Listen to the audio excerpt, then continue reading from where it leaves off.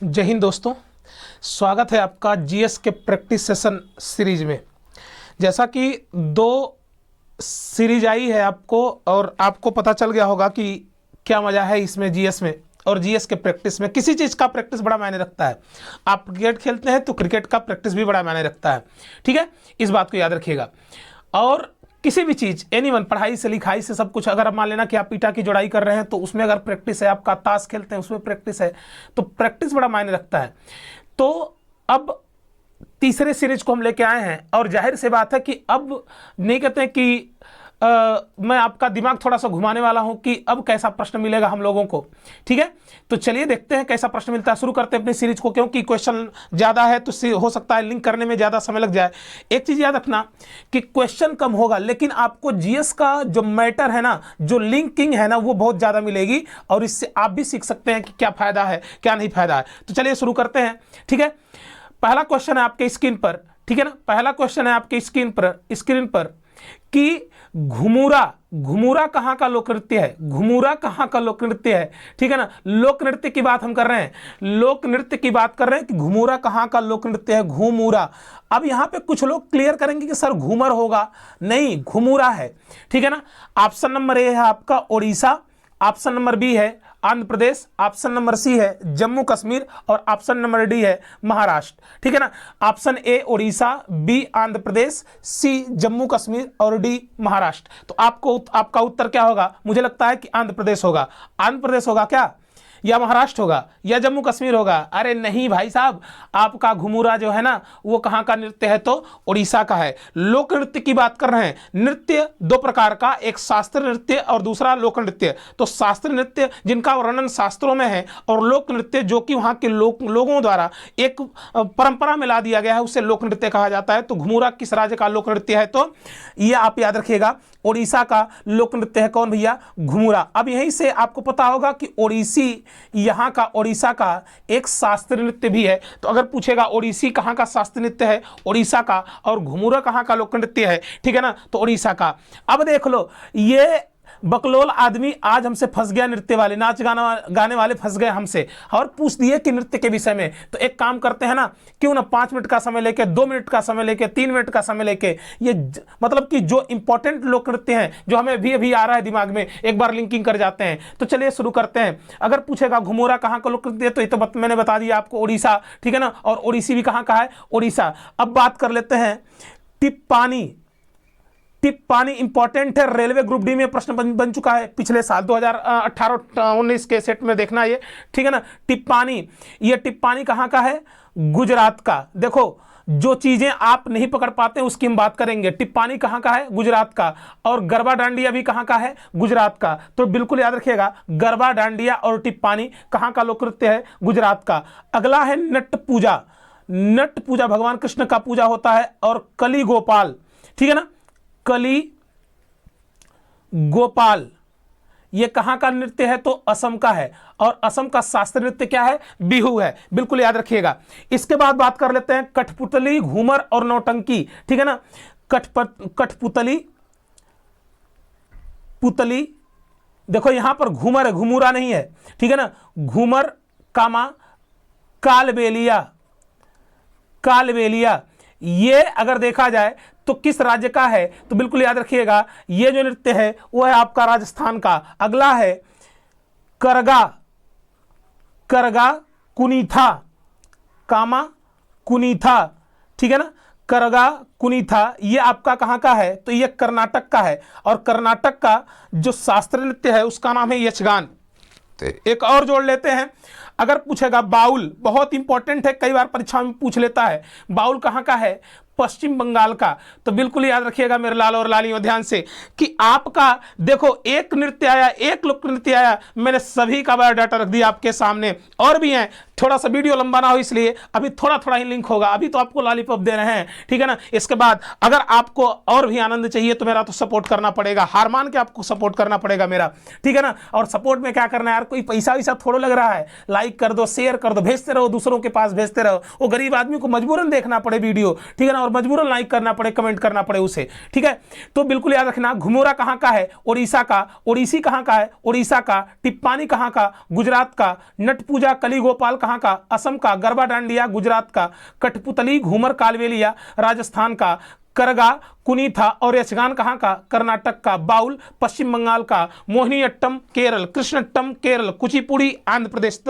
भरतनाट्यम तमिलनाडु। बिहू असम, ठीक है ना। मणिपुरी मणिपुर। सत्रीय असम। तो इस प्रकार से कई आप प्रश्न को लिंक कर सकते हैं। तो मुझे उम्मीद होगा कि यह क्वेश्चन आपको बहुत ही पसंद आया होगा, ठीक है। चलिए देखते हैं अगले कंप्यूटर स्क्रीन पर अगला क्वेश्चन कौन सा है, ठीक है ना। बहुत जबरदस्त प्रश्न है, ठीक है ना। निम्नलिखित वैदिक देवताओं में से किसे उनका पुरोहित माना जाता है? निम्नलिखित वैदिक देवताओं में से, क्वेश्चन का मतलब यह है कि जो वैदिक देवता होते थे, मतलब जो वैदिक लोग होते थे, वो किसे अपना पुरोहित मानते थे? देवता लोग किसे अपना पुरोहित मानते थे?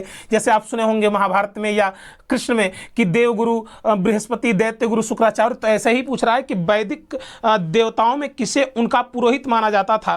तो आपका ऑप्शन है, option number A Agni, option number B Brihaspati, option number C Pavan और ऑप्शन नंबर डी इंद्र, ठीक है ना। तो ये चारों ऑप्शन, और जल्दी बता दो, जल्दी बता दो। मुझे तो लग रहा है पवन देव ही होंगे, नहीं तो जलाने वाले अग्नि ही होंगे। अरे इंद्र लग रहा है क्या? नहीं, आपके देवगुरु कौन है भैया? बृहस्पति, ठीक है ना। देवगुरु कौन है आपके? बृहस्पति। तो बिल्कुल याद रखिएगा कि अगर पूछेगा कि निम्नलिखित वैदिक देवताओं में से किसे उनका पुरोहित माना जाता है, तो बृहस्पति को क्या माना जाता है? पुरोहित माना जाता है।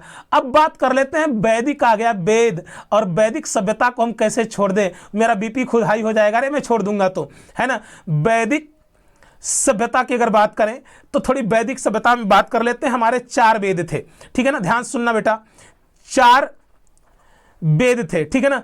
और 4 वेद में पहला था ऋग, दूसरा था यजुर्वेद, तीसरा लिखने पे थोड़ा ना जाना, पहले क्वेश्चन को सुनो ज्यादा से ज्यादा, ठीक है।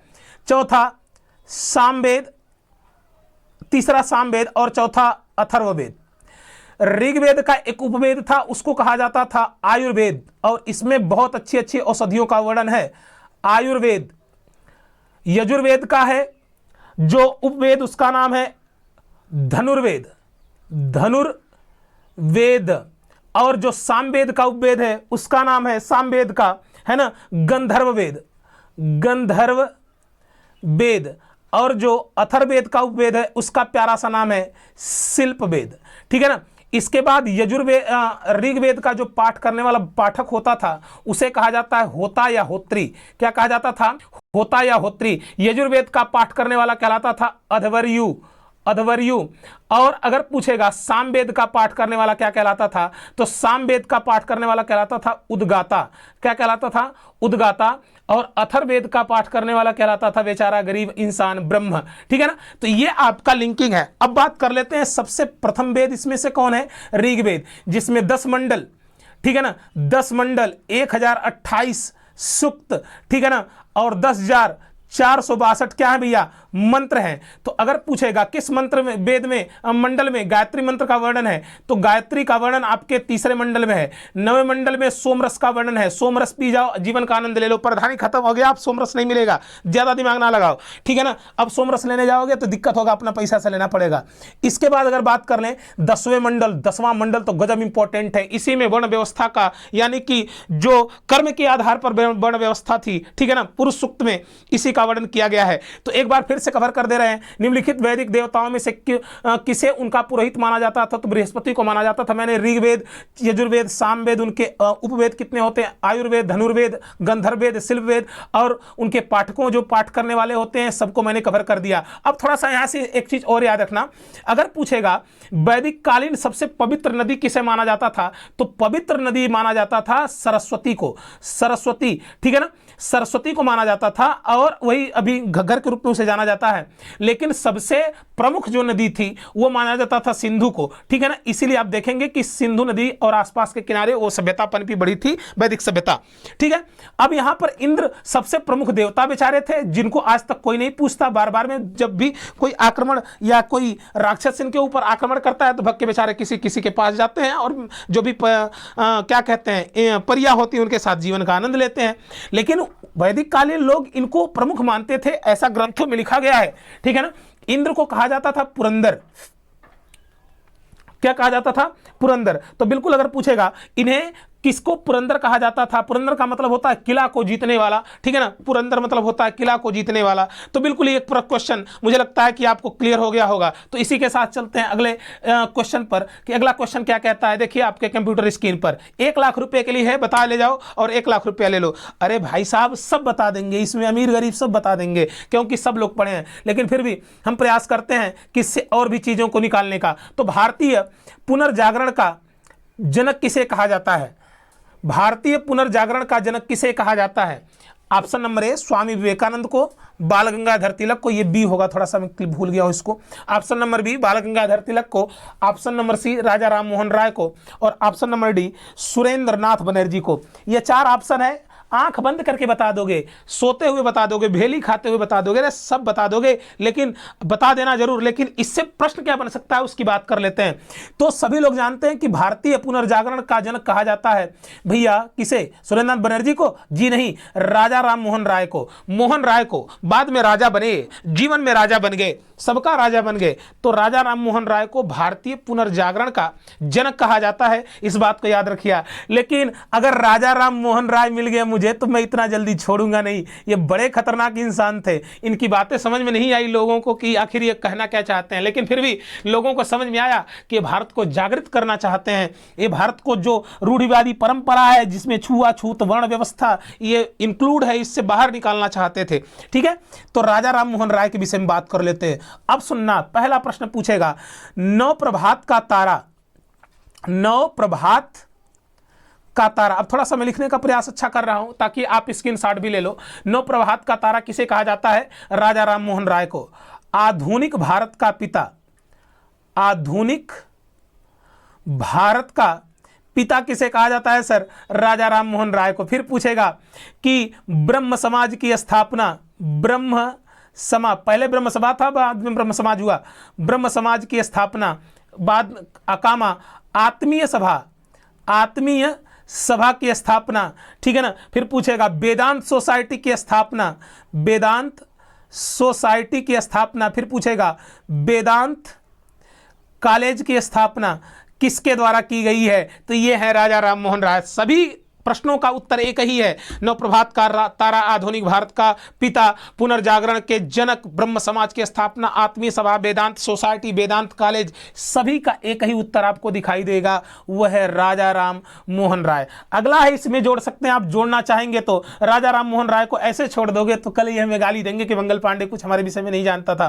ठीक है ना। इन्हें एक और चीज जानते हैं, इनकी प्रसिद्ध पुस्तक है, रचना है संवाद कौमुदी। क्या भैया? संवाद कौमुदी। तो पूछेगा संवाद कौमुदी किसकी रचना है? तो याद रखिएगा राजा राम मोहन राय की। तो भारतीय पुनर्जागरण का क्लियर हो गया होगा कि जनक किसे कहा जाता है, और भी राजा राम मोहन राय से प्रश्न क्या बनता है, ये सभी बातें आपको क्लियर हो गई होंगी। तो चलते हैं अगले क्वेश्चन की तरफ, देखते हैं अगला क्वेश्चन कैसा है। बहुत प्यारा प्रश्न है और 30-40 रुपए का प्रश्न होगा। 30-40 रुपए चाहिए तो प्रश्न कर जाओ, लेकिन 30-40 रुपए की श्रेणी में ऐसे प्रश्नों को मंगल पांडे नहीं रखेगा। और चैलेंज है, ईमानदारी से बता देना कमेंट करके कि क्या जितने लोग देखें वीडियो को, क्या उतने लोगों को प्रश्न आ रहा था। इस प्रश्न को मैंने जान के रखा है कि थोड़ा आप अपने परख को देखो कि अभी तो मैं लॉलीपॉप दे दे रहा हूं एक एक बार, तो तुम लोग को समझ में आ रहा होगा क्या है, बड़ा नॉर्मल प्रैक्टिस हो रहा है। लेकिन ये देखो कितनी अच्छी प्रश्न, अच्छा प्रश्न है। और आपको पता होगा कि 2013 के पीसीएस प्री में क्वेश्चन पूछा है, ठीक है ना। पीसीएस प्री में क्वेश्चन पूछा है, युद्ध भूमि में बड़ी संख्या में सैनिकों को मारे जाने अथवा आहत हो जाने के बाद किस गणराज्य की महिलाओं ने सिकंदर के विरुद्ध शस्त्र धारण किया था, ठीक है ना, धारण किया था। तो प्रश्न यह है कि किस गणराज्य की महिलाएं थी जिन्होंने, जिनके सैनिक, पुरुष सैनिक सभी मारे जा चुके थे, सभी आहत हो चुके थे, तब जाके उस राज्य की महिलाओं ने शस्त्र धारण किया और सिकंदर की सेना के खिलाफ बड़ी वीरतापूर्वक लड़ाई की थी, ठीक है ना। तो ऑप्शन एक है अभिसार, कठ, अस्मक और अगर पूछेगा मसग, तो इसमें से किस गणराज्य की महिलाएं थी? तो बिल्कुल याद रखना है, थोड़ी सी कहानी है और कहानी को मैं जोड़ना चाहूंगा। एक राज्य था, उसका नाम था अस्वक। यहां पर अस्मक ना समझना, अस्मक ना समझना कि पोतली या पोटन वहां की राजधानी है, नहीं, अस्वक, अस्वक, ठीक है। एक राज्य था और उसकी जो राजधानी थी वो थी मसग, और आपको पता होगा कि सिकंदर विश्व विजय करने निकला था, और जब इसने अश्वक पर चढ़ाई की तो इसकी यहाँ के राजा ने, मतलब सिकंदर पहले जाता था तो आक्रमण करने जब जाता था ना, तो पहले ही ऑफर देता था लोगों को 40% 30% का ऑफर कि भैया एक काम करो कि तुम अगर बचना चाहते तो अपना जो भी हमारी अधीनता स्वीकार कर लो। जो लोग ऑफर का स्वीकार कर लेते थे वो बच जाते थे, जो नहीं कर पाते थे वो लड़ते थे, मारे जाते थे, उनका साम्राज्य बर्बाद हो जाता था। उसी प्रकार जो अश्वक नाम का राज्य था, उसका राजा नहीं माना, उसने युद्ध किया और वीरतापूर्वक युद्ध किया, लेकिन उसकी सभी सेना मारी जा चुकी थी। लास्ट में महिलाओं ने भी हिम्मत नहीं हारा सर, और महिलाओं ने, ठीक है ना, शस्त्र उठाया, और सिकंदर ये देख के स्तब्ध रह गया कि जिस राज्य में महिलाएं इतना प्रबल हों तो जाहिर सी बात है उस राज्य में, ठीक है ना, आक्रमण करना व्यर्थ की बातें हैं। तो फिर से वो क्षमा मांगता है और चला जाता है। तो पूछता है कि किसके विरुद्ध शस्त्र धारण किया था, तो वहां कहाँ की महिलाएं थी, तो मसग नामक जो क्षेत्र था, ठीक है ना, अश्वक की राजधानी मसग थी, ठीक है ना, वहीं पर आक्रमण हुआ था। तो ये उत्तर क्या हो जाएगा आपका, मसग हो जाएगा। अगर पूछेगा सिकंदर कहाँ का था भैया, यूनान का, ठीक है ना, कहाँ का था, यूनान का, ठीक है ना। और अगर पूछेगा सिकंदर के घोड़े का नाम क्या था, बहु केफला, ठीक है ना, बहु केफला, ठीक है ना। खैर उतना क्वेश्चन नहीं पूछता है, बिल्कुल याद रखिएगा। सिकंदर विश्व विजेता था, बहुत कम उम्र में था, तो क्वेश्चन बड़ा जबरदस्त होगा, मुझे उम्मीद है, ठीक है ना। अगला देख लेते हैं क्वेश्चन क्या है। ऐसा क्वेश्चन मैं आपको देता रहूंगा, घबराने की बात नहीं है, लेकिन अभी थोड़ा सा तुम लोग मेरा प्रचार उचार कर दो थोड़ा यार, अच्छे लाइव आने लगे, ताकि मेरा भी दिल गार्डन हो जाए, मन में लड्डू फूटने लगे मेरे भी। अगला प्रश्न है, देख लेते हैं कैसा है, जबरदस्त है, ठीक है। अगला प्रश्न है, निम्नलिखित में से किसे भारत का सादी कहा जाता है। लो बना दिया क्वेश्चन एक और मैंने। भारत का सादी, भारत का तोता तुम सुने हो, भारत का बिस्मार्क सुने हो, इसके बाद भारत का नेपोलियन सुने हो, भारत का शेक्सपियर सुने हो, भारत का मैकियावली सुने हो, लेकिन भारत का सादी नहीं सुने हो तुम। और जो नहीं सुने हो वो मैं सुनाऊंगा। ये क्वेश्चन को पूरे स्क्रीनशॉट पर रख के व्हाट्सएप के स्टेटस पे लगाओ, जो भी लोग उत्तर दे दें तो बड़ा मजा आएगा ऐसे प्रश्नों को रखने में, ठीक है। तो अगर देखें निम्नलिखित में से किसे भारत का सादी कहा जाता है, ऑप्शन नंबर ए अमीर हसन, अमीर खुसरो, अबू तालिब कलीम, चंद्रभान ब्राह्मण, ठीक है ना। तो भारत का सादी किसे कहा जाता, तो अब थोड़ी सी कहानी सुनना। मोहम्मद बिन तुगलक के समय में एक और दरबार में रहता था, उसका नाम था आमिर, बड़ा नाम है लंबा, लेकिन आमिर हसन मैंने लिखा है।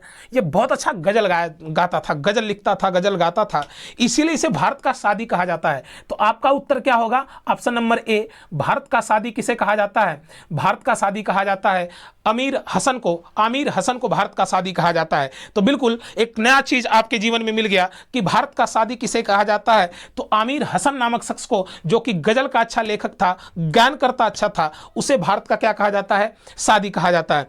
अगला देख लेते हैं ऐसे प्रश्नों से जो भी प्रश्न हमारे बनते हैं। पहला, भारत का तोता, तोते ई हिंद। दूसरा, भारत का शेक्सपियर, यह है अमीर खुसरो। दूसरा, यह है कालिदास, विद्वान आदमी। भारत का बिस्मार्क, यह कहा जाता है भारत का बिस्मार्क पटेल जी को। भारत का नेपोलियन समुद्रगुप्त, ठीक है। भारत का मैकियावली, द प्रिंस, इसकी रचना है मैकियावली की, चाणक्य। तो ऐसे कई उपनाम आपको मिलेंगे, बिल्कुल एक स्लाइड में मैंने पूरा कवर कर दिया। तो अगर पूछेगा निम्नलिखित में से किसे भारत का सादी कहा जाता है, आमिर हसन को, तो भारत का तोता किसे कहते हैं, आमिर खुसरो को, एकदम नंगा टार्चर किए इन लोगों को। भारत का शेक्सपियर, कालिदास को, भारत का बिस्मार्क पटेल को, भारत का नेपोलियन समुद्रगुप्त को, भारत का मैकियावली, ठीक है ना, कहा जाता है किसे, चाणक्य को कहा जाता है। तो इस प्रकार से आप लिंकिंग कर सकते हैं। चलते हैं अगले प्रश्न की तरफ, देखते हैं अगला प्रश्न कितने रुपए का है और कितना खतरनाक है, ठीक है। देख लेते हैं अगला प्रश्न।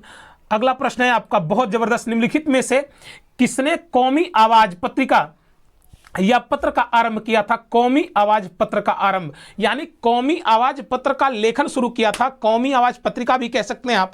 बहुत जबरदस्त प्रश्न है और मैं प्रयास करूंगा कि ऐसे प्रश्नों को आप व्हाट्सएप के स्टेटस पर लगाओ, ठीक है ना, जगह जगह तरह तरह के मतलब कि क्या कहते हैं, ग्रुपों में सेंड करो, ताकि पता चले कि कितने लोग कितना जानते हैं और आप कितना जानते हो। तो निम्नलिखित में से किसने कौमी आवाज पत्र का आरंभ किया था, ठीक है ना। कौमी आवाज बहुत जबरदस्त प्रश्न है, ठीक है, और मैं इसको लिंक करूंगा बहुत जबरदस्त तरीके तरीके से ऑप्शन नंबर है मौलाना अबुल कलाम आजाद, ठीक है ना। ऑप्शन नंबर बी है Jawaharlal Nehru, option number C है Shaukat Ali, option number D है खलीकुज्जमान। तो बिल्कुल याद रखना ये 4 ऑप्शन है, और मैं जानता हूं कि कौमी आवाज आप लोग इन्हीं तीनों में जाएंगे, ये लोग होंगे, ये लोग होंगे, ये लोग, क्योंकि ऐसा लग रहा है कि मुसलमानों से संबंधित है। तो जो मुसलमान होगा वही कौमी आवाज नामक पत्रिका को लिख भी सकता है। नहीं साहब, हमारे जो चाचा थे ना, चाचा अर्थात चाचा नेहरू, इन्होंने कौमी आवाज पत्रिका को लिखा था। बड़े गरीब आदमी थे ये भी, खैर किस्मत मेहरबान, बाकी तुम समझ सकते हो आगे शायरी क्या है। तो इन्होंने एक पत्रिका लिखा था, और पत्रिका जो लिखा था ये फारसी भाषा में लिखते, सॉरी उर्दू भाषा में, उर्दू भी जानते थे पंडित जवाहरलाल नेहरू। ये पत्रिका लखनऊ से प्रकाशित होती थी, लखनऊ से, ठीक है। तो अगर पूछेगा कौमी आवाज नामक पत्रिका कौन प्रकाशित करता था, किस भाषा में, उर्दू भाषा में, कहां से, लखनऊ से, ठीक है ना।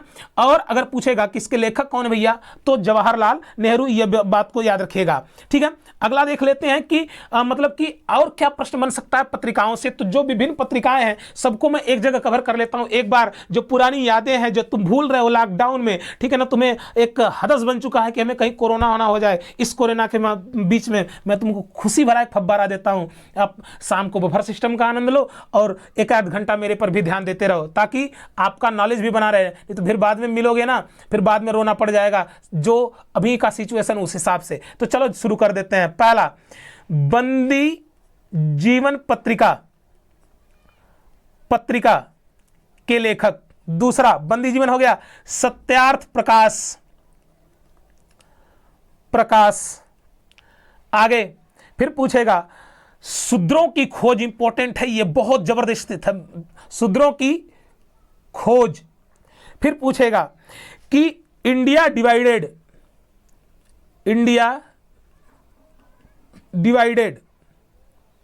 ठीक है। फिर पूछेगा भवानी मंदिर। कई बार ये क्वेश्चन ऐसे दे रहे हैं ना कि जो परीक्षा में भूचाल मचा चुके हैं सब। नील दर्पण। तो शुरू कर देते हैं। देखो कौमी आवाज तो समझ गए ना, बंदी जीवन सचिंद्र सनियाल, बंदी जीवन के रचनाकार है सचिंद्र सनियाल। सत्यार्थ प्रकाश दयानंद सरस्वती, नंद सरस्वती, बिल्कुल याद रखना बेटा। अगला है शूद्रों की खोज, बी आर अम्बेडकर साहब, बाबा साहब अम्बेडकर। आज मजदूर दिवस है, याद रखना, बी आर अम्बेडकर साहब। इनकी मैं जल्द ही बायोग्राफी कवर करने वाला हूं। इंडिया डिवाइडेड, तो अगर पूछेगा राजेंद्र प्रसाद, भारत के प्रथम राष्ट्रपति, प्रथम अस्थाई संविधान सभा अध्यक्ष। भवानी मंदिर वारिंद्र घोष। फिर पूछेगा नील दर्पण, दीनबंधु मित्र। तो अभी तक के यही है, अभी भी आप शूद्रों की खोज है, ठीक है ना।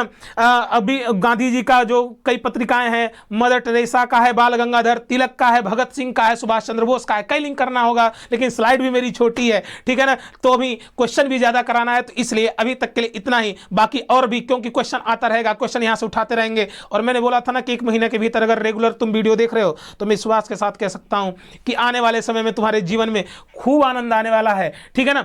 तो शुरू कर देते हैं भाई साहब। कौमी आवाज पत्रिका, जवाहरलाल नेहरू, बंदी जीवन सचिंद्र सनियाल, सत्यार्थ प्रकाश दयानंद सरस्वती, शूद्रों की खोज बी आर अम्बेडकर साहब, इंडिया डिवाइडेड राजेंद्र प्रसाद, भवानी मंदिर वारिंद्र घोष, नील दर्पण दीनबंधु मित्र, ठीक है ना। तो क्लियर हो गया होगा। अगला प्रश्न देख लेते हैं, कितने लाख रुपए का है और कैसा है। जबरदस्त प्रश्न है और मैंने इसको जान के रखा है। भगत सिंह का स्मारक कहां है? बहुत पढ़े हो भगत सिंह के विषय में, नौजवान जो लोग हैं तो बिल्कुल भगत सिंह को जानना चाहिए। आजकल हम भगत सिंह का जो भी एक आइडियल है उसको भूल रहे हैं और फालतू प्रकार की फालतूगिरी में व्यस्त हैं। कहीं बंगलिया का दवैया, तो कहीं थ्रेसर, तो कहीं कुछ चल रहा है। अरे यार, इंकलाब जिंदाबाद हमारे जवान पे होना चाहिए। ऐसे लोग हमारी आइडियोलॉजी में होने चाहिए, ताकि जिससे लोग कहते हैं कि कोरोना डरा देगा, वह कुछ नहीं डरा देगा। भगत सिंह की जीवनी सुनो, वीर रस की जीवनी है साहब। बॉर्डर फिल्म देखो, देशभक्ति वाली फिल्म देखो, गाना ऐसा सुनो कि मतलब कि चंद्रशेखर आजाद की जीवनी पढ़ो, सुभाष चंद्र बोस की जीवनी पढ़ो, बाबा साहब अम्बेडकर की जीवनी पढ़ो। एक उत्साह, एक जोश मिलेगा, कोरोना अपने आप भाग जाएगा। कोरोना तुमको नहीं होगा, बल्कि तुम कोरोना के हो जाओगे, लेकिन उसके लिए आपको जोश, जुनून और जज्बा बरकरार रखना चाहिए। तो भगत सिंह का स्मारक कहां है? स्मारक मतलब कि इनको दफनाया कहां गया था। आपको पता होगा कि नेशनल असेंबली और वर्कन हेड नेशनल असेंबली और जो लाला लाजपत राय को मारा था, उसकी हत्या के केस में इन्हें 3 लोगों को, भगत सिंह, राजगुरु और सुखदेव को फांसी की सजा हुई थी, ये सभी लोग जानते हैं। और फांसी हुई थी 23 मार्च 1931, और 1931 में गांधी इरविन समझौता होता है और गांधी जी ने सभी भारतीय कैदियों को इरविन से छोड़ने की बात कही थी, लेकिन इसमें भगत सिंह, राजगुरु और सुखदेव की बात नहीं कही थी। लेकिन कोई बात नहीं है, इतिहास सबके पक्ष में बात करता है और सबके विरोध में भी बात करता है, अपना अपना नजरिया होता है। तो 23 मार्च को इन लोगों को फांसी दी जाती है और समय से पहले फांसी दे दी जाती है, अर्थात जो समय निर्धारित था उससे पहले फांसी दे दी जाती है। और आपको पता होगा जब फांसी दे दी गई तो भगत सिंह को फिरोजपुर, जो सतलज नदी के किनारे है ना फिरोजपुर, ये देखो यही ऑप्शन होगा आपका, फिरोजपुर सतलज नदी के किनारे इन्हें ले जाया गया। और जब ले जाया गया तो अभी इनकी आधी शरीर जली ही नहीं थी।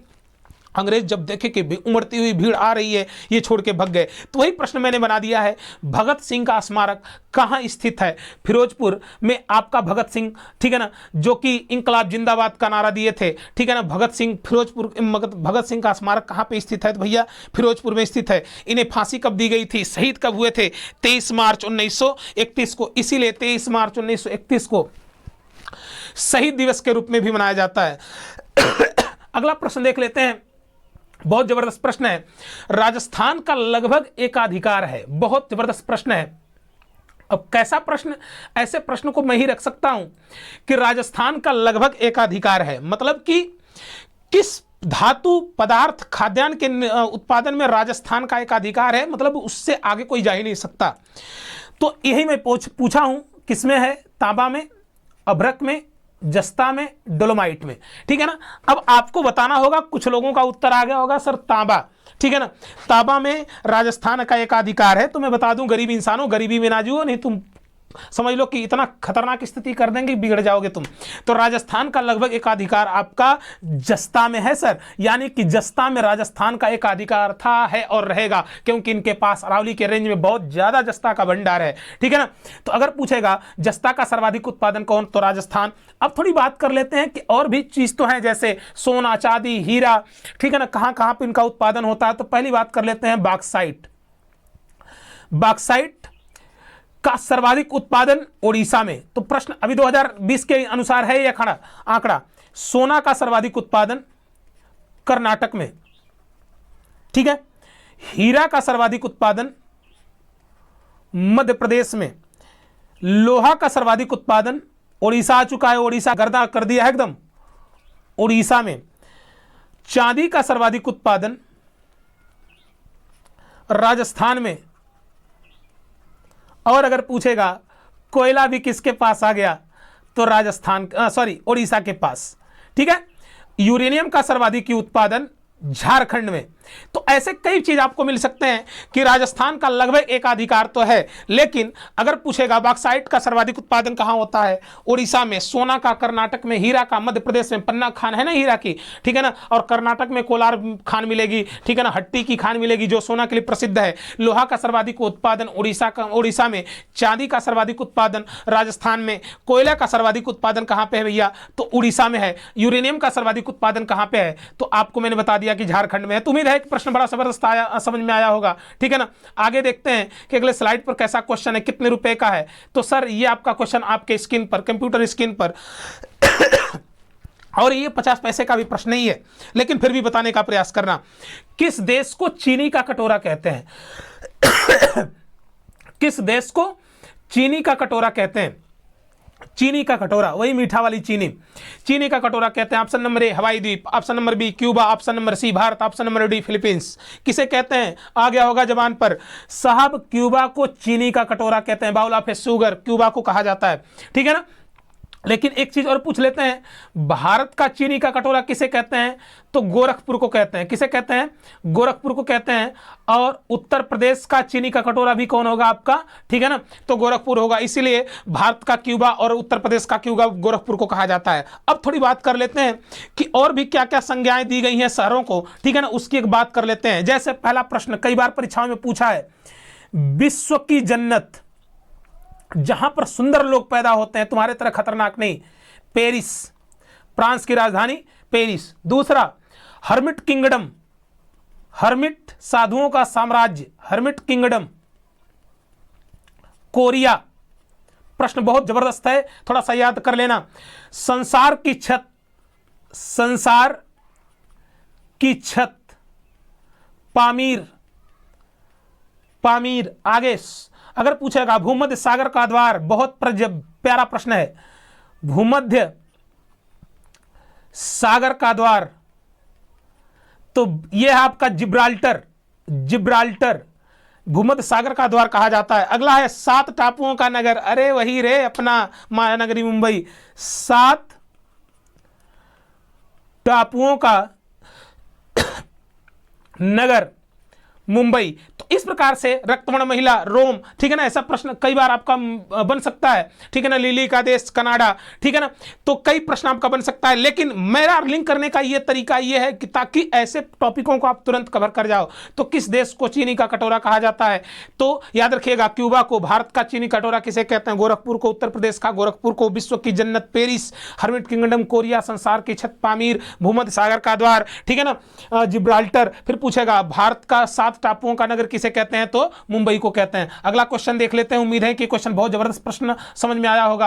अगला देखते हैं क्या गुल खिलाने वाला है अगला प्रश्न। जबरदस्त है, बहुत जबरदस्त प्रश्न है साहब, जिसका था इंतजार वो घड़ी आ गई। देखो है ना, और ऐसे लोगों को तो मैं चिकित्सा कर दूंगा, तुम्हारा भी और इन लोगों का भी, ठीक है। देखो क्या है कि भारतीय पशु चिकित्सा अनुसंधान किस अनुसंधान संस्थान कहां पर स्थित है? भारतीय पशु चिकित्सा अनुसंधान संस्थान स्थित है कहां पर स्थित है? बरेली में है, बरेली में, कानपुर में है, अलीगढ़ में है, झांसी में है, कहां? बताओ लोग जल्दी, एकदम जबरदस्त। ये जो सुपर टेट की क्लास हमसे ले चुके हैं उनको तो बता देना चाहिए यार अभी तक, ठीक है ना। भारतीय पशु चिकित्सा अनुसंधान कहां पे है? भारतीय पशु चिकित्सा अनुसंधान कहां पे है? तो ऑप्शन नंबर होगा, option number A B C D, तो ऑप्शन नंबर होगा ए। कहां पे हो भैया? बरेली में। भारतीय पशु चिकित्सा अनुसंधान कहां पे है? तो बरेली में है, याद रखिएगा। अरे सुरमा नगरी किसे कहते हैं? बरेली को कहते हैं। झुमका नगरी किसे कहते हैं? बरेली को कहते हैं। और सर्वाधिक उत्तर प्रदेश में ठंडा भी कहां पड़ता है? बरेली में पड़ता है। अब थोड़ा हम और संस्थानों की बात कर लेते हैं। अगर पूछेगा सब्जी अनुसंधान या साग सब्जी अनुसंधान, ठीक है ना, ये कहां पे है? तो वाराणसी में है। कहां भैया? वाराणसी में है, वाराणसी में है, ठीक है ना। सब्जी अनुसंधान कहां पे है? वाराणसी में है। इसके बाद गन्ना अनुसंधान, देखो गन्ना शोध संस्थान नहीं, गन्ना अनुसंधान, ये आपका लखनऊ में है, लखनऊ में है। कहां है गन्ना अनुसंधान संस्थान? तो लखनऊ में है। आगे है भारतीय मसाला अनुसंधान केंद्र, भारतीय मसाला अनुसंधान केंद्र, भारतीय मसाला अनुसंधान केंद्र कहां है? केरल। सर्वाधिक मसाला का उत्पादन भी कहां होता है? केरल में। भारतीय कृषि अनुसंधान केंद्र, कृषि अनुसंधान केंद्र नई दिल्ली, ठीक है ना। वन अनुसंधान केंद्र, वन अनुसंधान केंद्र कहां है? देहरादून। भवन निर्माण केंद्र, भवन निर्माण केंद्र ये कहां पे है? रुड़की। रुड़की कहां? उत्तराखंड में। तो इस प्रकार से आपका प्रश्न, पहला प्रश्न था भारतीय पशु चिकित्सा अनुसंधान संस्थान कहाँ है? मैंने बताया बरेली में। सुरमा नगरी किसे कहते हैं? बरेली। झुमका नगरी किसे कहते हैं? बरेली। उत्तर प्रदेश में सर्वाधिक ठंडा कहाँ पड़ता है? बरेली। किस नदी के किनारे है? रामगंगा नदी के किनारे है। तो सब्जी अनुसंधान कहाँ है? वाराणसी। गन्ना अनुसंधान लखनऊ। भारतीय मसाला अनुसंधान केरल। कृषि अनुसंधान नई दिल्ली। वन अनुसंधान देहरादून। और भवन निर्माण अनुसंधान कहाँ पे है? तो याद रखिएगा रुड़की। अगला प्रश्न, ठीक है ना, जबरदस्त प्रश्न अगला होगा। तो देखते हैं अगला प्रश्न क्या कहता है, किस प्रकार का गुल खिलाता है, देख लेते हैं। आ जाओ स्क्रीन पर। ऊतकों का अध्ययन, लो बायोलॉजी का प्रश्न है, जबरदस्त प्रश्न है सर, ठीक है ना। ऊतकों का अध्ययन क्या कहलाता है? ऊतक कोशिकाओं के समूह को ऊतक कहते हैं, उस ऊतकों के समूह को अंग कहते हैं, और अंगों के समूह को अंगतंत्र कहते हैं, ठीक है ना। और पूरे अंगतंत्र से एक शरीर का निर्माण होता है। ऊतक जो कि कई कोशिकाओं से मिलने से बनते हैं। तो यहां पर प्रश्न ये पूछ दिया है, ठीक है ना, ये नहीं पूछा है कि ऊतक क्या है, किस प्रकार का है, संयोजी है, वियोजी है, क्या क्या, उससे मतलब नहीं है। नॉर्मल सा प्रश्न रख दिया आपके सामने। ऊतकों का अध्ययन कहलाता है। ऑप्शन नंबर ए है हिस्टोलॉजी, ऑप्शन नंबर बी है एग्रोलॉजी, ऑप्शन नंबर सी है पोमोलॉजी, और ऑप्शन नंबर डी है फाइकोलॉजी, ठीक है। 4 ऑप्शन है आपके सामने, हिस्टोलॉजी, एग्रोस्टोलॉजी, पोमोलॉजी, फाइकोलॉजी। तो सभी लोग जानते हैं ऊतकों का अध्ययन कहलाता है हिस्टोलॉजी, ठीक है ना। ऊतकों का अध्ययन क्या कहलाता है? हिस्टोलॉजी। इसके बाद एग्रोस्टोलॉजी किसका अध्ययन कहलाता है? घासों का अध्ययन। घासों का अध्ययन, मैं घासों पर वीडियो बनाऊंगा फुल वीडियो, ठीक है ना, कौन सी घास कहाँ पाई जाती है। तो घासों का अध्ययन कहलाता है एग्रोस्टोलॉजी। पोमोलॉजी किसका अध्ययन कहलाता है, फलों का अध्ययन कहलाता है। किसका अध्ययन कहलाता है, फलों का अध्ययन कहलाता है। फाइकोलॉजी किसका अध्ययन कहलाता है सर, तो फाइकोलॉजी सभी लोग जानते हैं कि फाइकोलॉजी किसका अध्ययन कहला सकता है, शैवालों का अध्ययन, ठीक है ना। माइकोलॉजी कवकों का अध्ययन, शैवालों का अध्ययन क्या कहलाता है, फाइकोलॉजी। ये बात बिल्कुल याद रखिएगा। तो हिस्टोलॉजी ऊतकों का अध्ययन, एग्रोस्टोलॉजी घासों का अध्ययन, पोमोलॉजी फलों का अध्ययन और शैवालों का अध्ययन क्या कहलाता है, सॉरी फाइकोलॉजी, ठीक है ना। और भी कई अध्ययन है, उसकी बातें कर लेते हैं, थोड़ा सा जोड़ लेते हैं, तो जीवन में दुख होगा हमें भी और आपको भी। पहला प्रश्न है आंकोलॉजी, आंकोलॉजी, ठीक है ना। आंकोलॉजी होता है कैंसर का अध्ययन। कैंसर दिवस 4 फरवरी, कैंसर का अध्ययन क्या कहलाता है, आंकोलॉजी। और कैंसर दिवस कब मनाया जाता है, ठीक है ना, 4 फरवरी। इसके बाद अगर पूछेगा कि सारोलॉजी, सारोलॉजी किसका अध्ययन है, छिपकलियों का अध्ययन है। छिपकलियों का अध्ययन है, जो आपके बगल में सोती हैं रात को, छिपकलियों का अध्ययन है सारोलॉजी। इसके बाद ओफियोलॉजी, ओफियोलॉजी। तो अगर पूछेगा सांपों का अध्ययन, ठीक है ना, सांपों का अध्ययन क्या कहलाता है, ओपियोलॉजी, ओफियोलॉजी। फिर अगर पूछेगा माइकोलॉजी, ठीक है ना, माइकोलॉजी, जो माइकोलॉजी है वो कहलाता है कवकों का अध्ययन, कवकों का अध्ययन, ठीक है ना। माइकोलॉजी क्या कहलाता है आपका, कवकों का अध्ययन, ठीक है।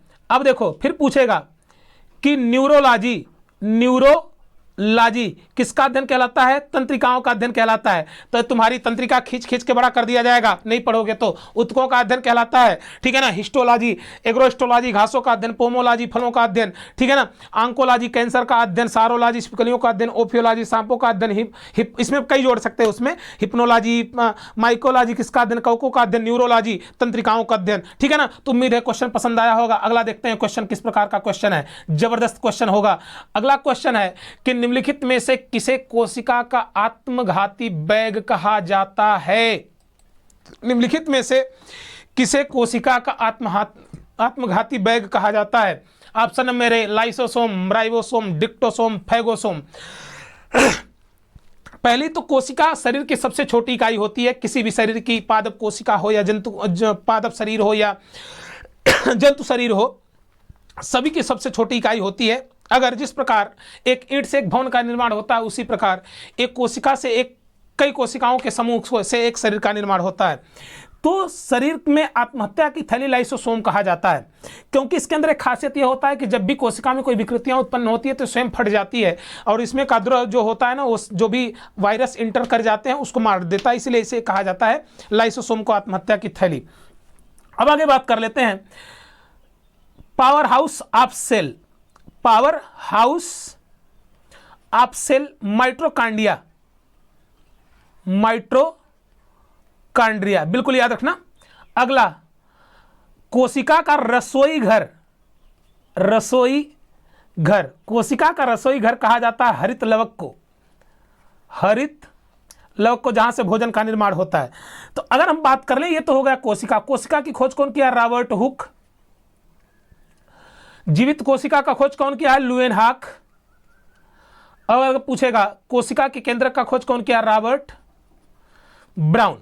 ठीक है, तो इस प्रकार से आपका प्रश्न बन सकता है, ठीक है ना। कोशिका का पावर हाउस किसे कहते हैं, आत्महत्या की थैली किसे कहते हैं, या रसोई घर किसे कहते हैं, कोशिका की खोज कौन किया है, कोशिका का जीवित कोशिका का खोज कौन किया है, केंद्रक का खोज कौन किया है, ठीक है ना। तो इस प्रकार से मुझे लगता है कि आपका आज का सेशन बहुत जबरदस्त रहा होगा, ठीक है ना। तो अगर वीडियो पसंद आए तो बिल्कुल लाइक करो, शेयर करो, कमेंट करते रहो, ताकि हमारा जुनून जज्बा बना रहे, ठीक है ना। तो आज के लिए इतना ही। जय हिंद, जय भारत।